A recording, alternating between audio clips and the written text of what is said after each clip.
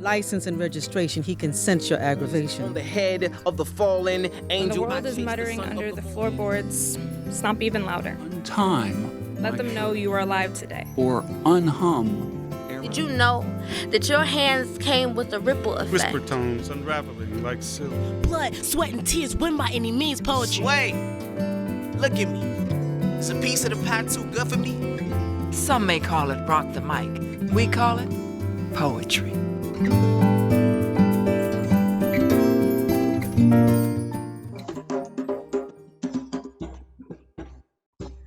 Mourn gently for me, kindred one, as you lift prayers and pursue your acts of love.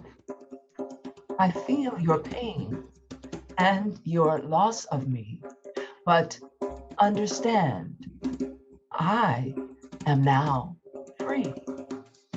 So mourn gently for me. This day has long been foretold. Who would listen? Who could comprehend the abruptness with which life comes to end? I was not ready to depart and will miss you too, my friend, but mourn gently for me. Is this what it takes to wake up a world lost in greed, power, and apathy? Where neighbors live lifetimes and worlds apart? Where life is most valued once it ends?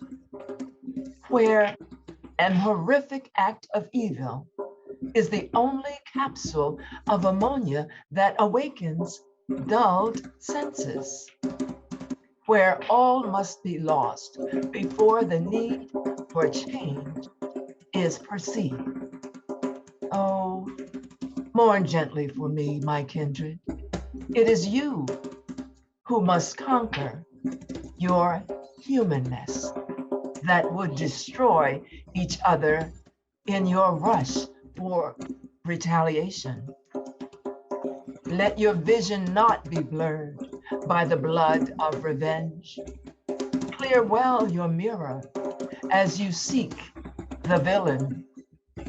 Before you steer bombs, mourn gently for me, my kindred, and I will pray for you.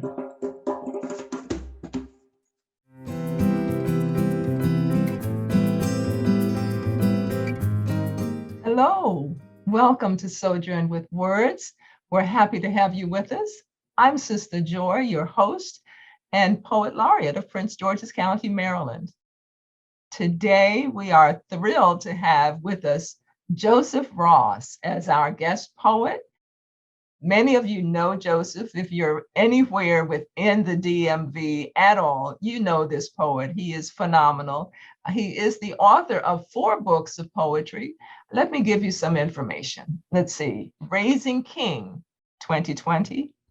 Ache, 2017. Gospel of Dust, 2013. And Meeting Bone Man, 2012. These are books that many of us have come to know and love. Now, his poems have appeared in many publications, including the New York Times Magazine, the Los Angeles Times Magazine, Poet Lore, the Southern Quarterly, and Drum Voices Review. Joseph has received multiple Pushcart Prize nominations and won the 2012 Pratt Library Little Patuxent Review Poetry Prize for his poem, If Mamie Till Was the Mother of God. We're hoping we'll hear that poem today. Now, recently, Joseph served as judge for the 2021 Ken Ebert Poetry Prize from the Iris G. Press. He currently serves on the poetry board at the Folger Shakespeare Library in Washington, D.C., where he, by the way, teaches English and creative writing. You can find his writings regularly on his website, www.josephross.net. Welcome, welcome, welcome. For those that are seeing him for the first time, you're in for a treat. And of course, for longtime friends who inevitably are going to be fans. Joe, what do you have for us today? Talk to us a little bit about, well, one of my penchants and something that I know is near and dear to your heart, and that is poetry with a social justice content. Can you tell us what caused you to move in that direction as a poet? Well, thank you. Yeah, and Joy, let me just say thank you to you for inviting me. Hello to all of your viewers. And viewers, you know what a gift we have in the DC area, but especially in Prince George's County in Sistah Joy Alford. She is a tireless advocate for poets, for poetry. Her own poetry, I fear, sometimes gets pushed to the side in her advocacy of others, but she is a remarkable poet herself, a sensitive and thoughtful writer, and we're all better for having you around, Joy, and I'm really grateful and really glad to be with you and your viewers today, so thank you. Thank you, Jeff. Yeah, I guess I go back, like so many of us do, to our childhoods. I was raised in a home where my father was a laborer and was a union organizer for the steel workers. And we were just taught as kids to, I think of it like this, sort of to see the world from the bottom up, that questions about economics or about fairness were seen through the lens of what does this do to people or for people who don't have a whole lot, which was sort of like us. I mean, we were never poor. We had what we needed, but we didn't have a whole lot of extras. And we were just raised with this sensitivity to what's the world like for people in that position. I thank my parents for that. I don't know if I would have gotten that raised in a different kind of house. And so I don't necessarily think of myself so much as a poet who writes poems about justice, but as a person who's concerned about it, who writes poems. And so it kind of comes out of everything, I think. Yes. Well, certainly the fact that your father, that you have this family connection to the labor movement, that speaks volumes. So, and it is very well displayed through your writings. I know one of your writings inspired me to craft a poem at the turn of the new decade. So I thank you for you touch on issues that just are soul connecting. And so many certainly when you came up with your first book, Bone Man, I was riveted, absolutely. And I hope that our viewers, if they're not familiar with your books, will pursue just becoming aware and sharing poems, even with one another, because this is how poetry can thrive. We have to find those poems that speak to us on issues of the day, and have conversations about them. Have conversations. Now, speaking of conversations, your elegies bring back to life those who have gone on before. Talk to us about, how do you approach writing elegies? Yeah, I deeply believe in the elegy. It's one of the most ancient forms of poems. We've been writing them, I suppose, since we were writing on cave walls and the sides of canoes and, the places where poems first appeared. But I like to think, and even in this Easter season, elegies have a kind of resurrection power. They can bring somebody back, not literally, of course, and entirely, but in ways that are still very important.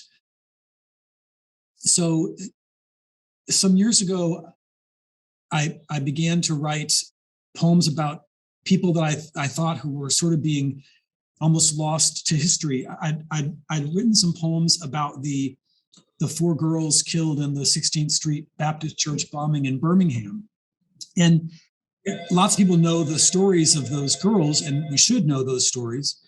As I was doing some research about those girls, I discovered, for example, there were 2 Black boys killed in Birmingham the same day. One, Virgil Ware, was killed riding on a bike with his brother by 2 white kids who were on a motorcycle. Another boy, Johnny Robinson, was killed by police, shot in the back while he was running away.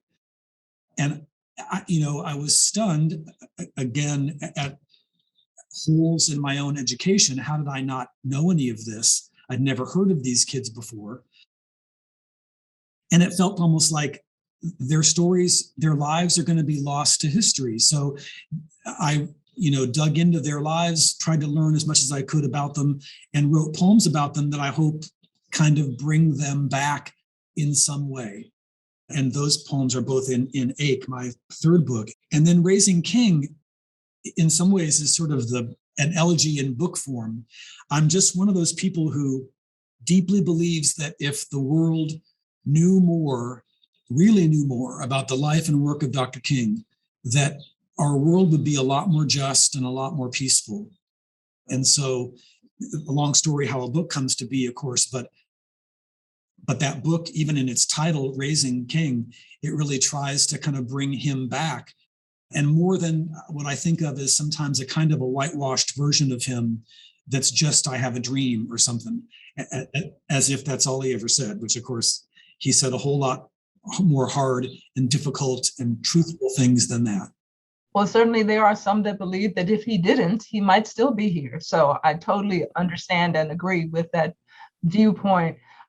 And speaking about writing about race and teaching, because you're teaching our future. You're teaching the young writers of tomorrow and the literature for high school students. Talk to us about the significance of that for you. Yeah, next to poetry or on the same level of poetry, it's really my life's work. I've been teaching high school mostly this is my 33rd year teaching. It hasn't all been at the high school level. I've taught a few years at the college level, but mostly at the high school level. And recently, the last couple of decades, teaching American literature, which I've come to really believe in. And these days, especially, I think is so important. I have seen, the writings of Walt Whitman and Langston Hughes and Emily Dickinson, recently Ta-Nehisi Coates. I have seen their writings change the lives of young people and really change the way people think. And I've listened to these young people in their response to this literature say things that has changed and taught me.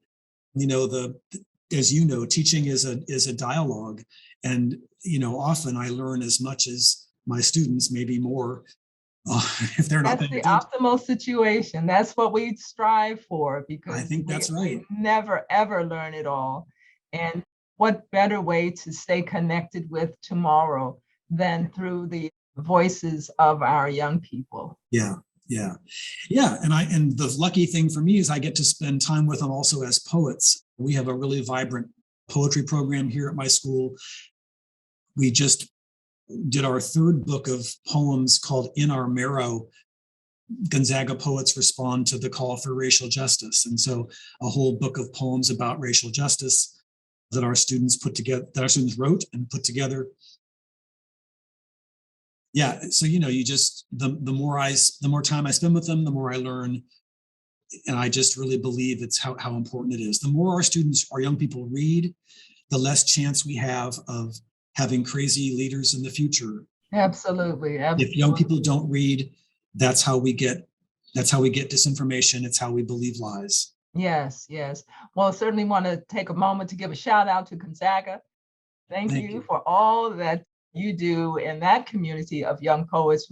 Our time gets away from us so quickly, and we do want to allow time for your poetry. So let's prepare to transition, if we can, at this point, for Joseph Ross to share some of his incredible poetry. I've already put in my bid for the beautiful poem about Mamie Ross. Well, I'm just going to let you share what you want. I don't want to lead. You're my guest. I don't at all want to dictate what it is you share. Please viewers, welcome Joseph Ross as he shares his wonderful poetry that we're so very pleased and honored to be able to share here on Sojourn with Words. Thank you, Joy.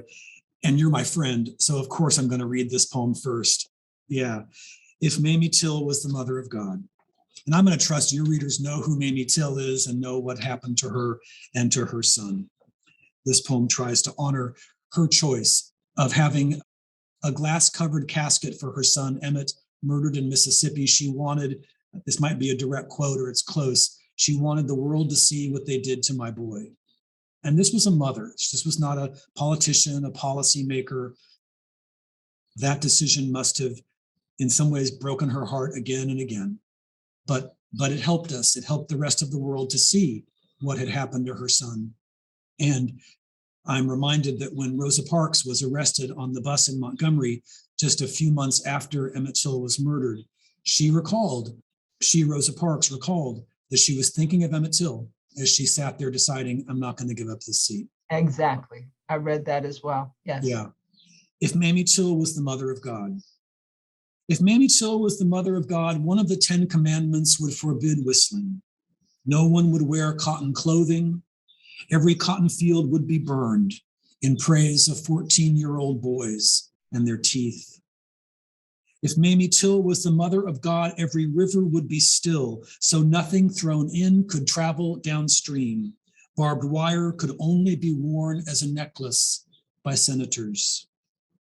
If Mamie Till was the mother of God, every coffin lid would be glass, so even God could see how baptisms are done in Mississippi. Joy, you were referencing my teaching, and I want to read a poem that comes from that. Just a few weeks ago, some of my students, we did a writing, walking field trip of Langston Hughes sites in Washington, D.C. We visited 2 places where he lived, 2 places where he worked, and along the way, we stopped 3 times. It was a beautiful day, so stopped and sat outside and did some writing. And this poem came out of it for me. So this is on a writing and walking field trip with 7 high school students exploring Langston Hughes sites in Washington, D.C. The city teaches us today, with brick row houses and front stoops, bicyclists, the squeal of car brakes. Hurried drivers watch us waiting on a sidewalk, riding on his front steps. Bikes hiss by, their spokes sparkle against a gray sky. My students gaze at Langston's windows, wondering what poem began here, what poem ended here, what poem was tossed away. One moment, they are a riot of laughter, shining with silly, colliding with each other. The next, they search the sky for wounds. I watch them sitting on his stoop. These are serious boys, writing words they mean, seeking words that will be true in America. I wonder about these boys. Where do they begin? Where do they end? What loneliness or love will carry them through? Well, let me go and read a couple of poems from Raising King. This is my most recent book. It came out during the pandemic, which everybody said was a terrible thing to try to do. And it was a little strange. But it's a collection of poems that follow Dr. King from Montgomery to Memphis. 3 of his books, scholars call his political autobiographies. Stride Toward Freedom, he wrote as a young man. It's all about Montgomery. He was like 26, 27 when he writes it. Why We Can't Wait is all about the violence of 1963. He's older and wiser, been beaten around a little bit. And Where Do We Go From Here, Chaos or Community, he writes in the last year of his life, 1967. It's a much darker book, much more of a worldwide view. Hope, but hope really wrapped around reality, which he knew well by then. So I just maybe want to read a couple of poems from this. And let me start with the prologue, Martin Luther King Jr. prologue. 1. In the beginning was a boat. swollen with humans history would call slaves. The men who loved these boats thought they knew Jesus. They prayed Jesus. They ate Jesus. Their boats cut the water like a whip, leaving a weeping scent in its churning wake. The moon lit the water around the boat, but the moon did not light the boat. The boat worked through the waters in the dark. Now the boat is dust, but the whip survives. 2, a man came who was not a slave. He was not the moon, its light, or the water. Like the boats before him, he too cut the water, but he was not the whip. He had bones the whip could not reach, but he was not the bones. He had light to cut the darkness, but he was not the light. He met the darkness when the whip became a bullet. The man stood and the bullet came. His bones are dust, but the man survives.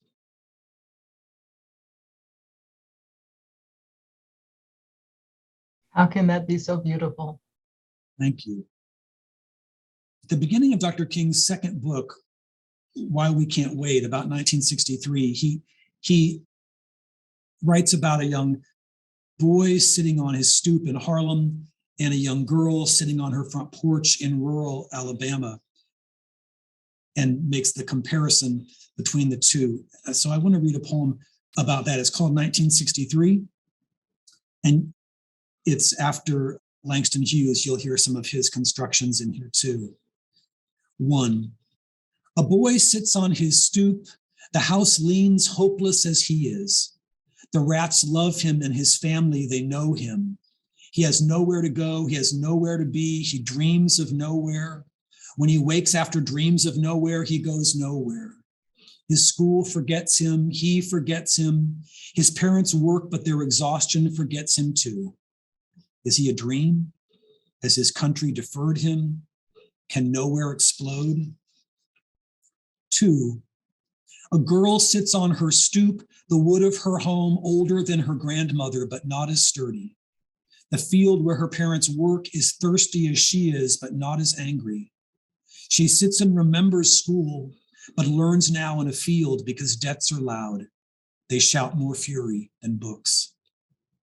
3, but this is the year young people will sing fury in a melody that hurts, in a rhythm that burns, a flame so hot, fire hoses shove these singers against walls. But their hoses and their water, their judges, their county clerks, their governor, and their country cannot extinguish anything.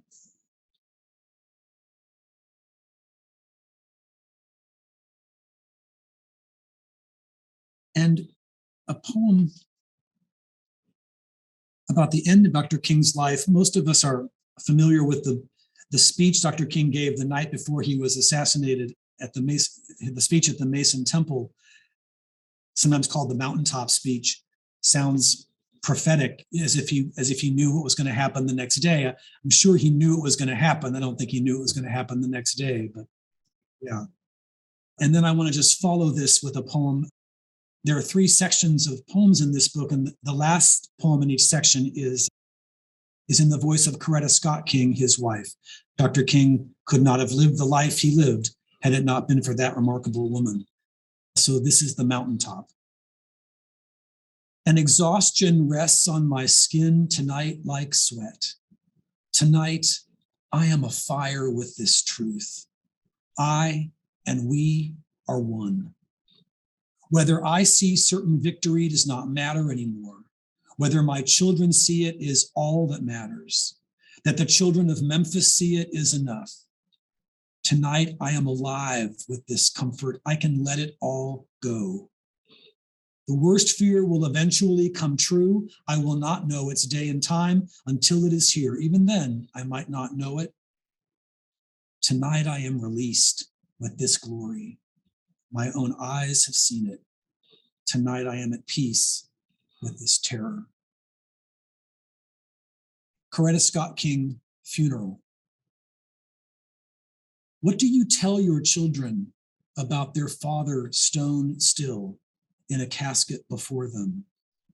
that a bad man in Memphis did this, and so that our country did this, and so these little children need to live with the man who did this. These little children need to live with the country that did this. What do you tell your children?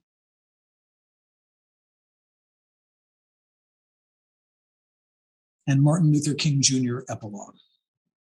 1. When his body is carried through the streets in a wooden wagon older than his father, when his children look on his lifeless skin with curious grief, when his widow's face waits in stillness, knowing every day from now on can be a bullet. 2. Like the many who killed him, he too knew Jesus, but his life prepared his hands for the silk of wood. He readied his palms for the kiss of nails. He knew more than knowing can say. He bled more than blood. 3. Most days, memory is the enemy, but no one wants a memory.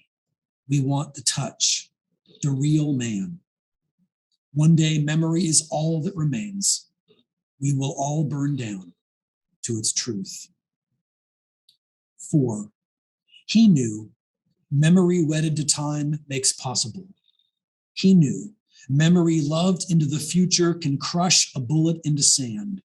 He knew this was not hope or magic. He knew memory burned into tomorrow is not a certainty.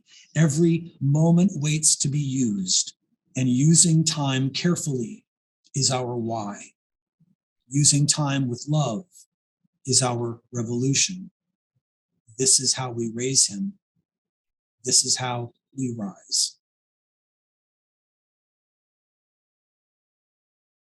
Thank you so very much. Wonderful, wonderful. Let's see, do we have time for maybe one more? Maybe? Can we get one more? From me, yes. Yes, please. We have just a few minutes. Yeah, let me read a kind of an education poem, but it's more from my own experience, thinking about my students, and then I'm gonna struggle to find it. Here it is. And it's a Maryland poem too, because it's remembering Harriet Tubman. Oh, wonderful. In all my education, no teacher or professor ever spoke the name Harriet Tubman. Maybe they feared the sounds would crackle the complacent air. Maybe they feared they would charge the oxygen in the classroom, singeing the edges of history books. Or maybe her lawlessness angered them, the anarchy of her hands. Perhaps her inability to read upset their measures of strength or competence. Or it might be her feminine determination, her constant return, her risks, her breath, always under her own control, was more than they thought we students should imagine. I mean, how could it be that this woman of seizures, this revolutionary in rags, could see so clearly into the bones of America? Oh my gosh. Thank you, thank you, thank you. Joseph Ross, one of this region's foremost poets, I dare say one of this country's foremost poets. I'm always in awe when I hear your poetry, even more so than when I read your poetry. But I thank you for being a guest today on Sojourn with Words. And how can our viewers be in touch with you? Is there a website or contact information? Yeah, josephross.net is a website. There's a page there for books, a page for readings. There's even a page for students that has kind of prompts for writing. It's really for anybody, of course, if you want some ideas for poems. But josephross.net, there's a lot of stuff there. Yeah. Well, thank you very much. Absolutely. Well, that concludes another episode, another fantastic episode of Sojourn with Words. I'm your host, Sistah Joy. Today's guest has been Joseph Ross, and I hope you learned something. I know I did. I totally enjoyed it, and I hope you did too.